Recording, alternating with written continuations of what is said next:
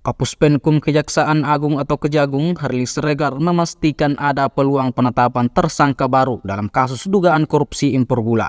Hal tersebut diungkapkan Harli kepada wartawan di Kejagung, Jakarta pada Rabu 30 Oktober 2024. Menurutnya, kemungkinan ada tersangka baru tergantung dengan bukti yang cukup.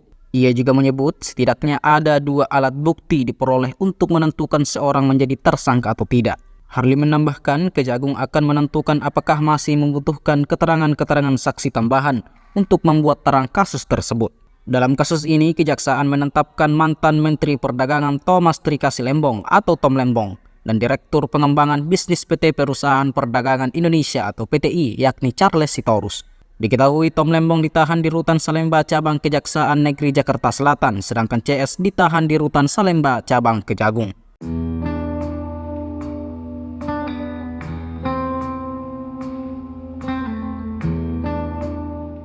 Download Tribun X sekarang, menghadirkan lokal menjadi Indonesia.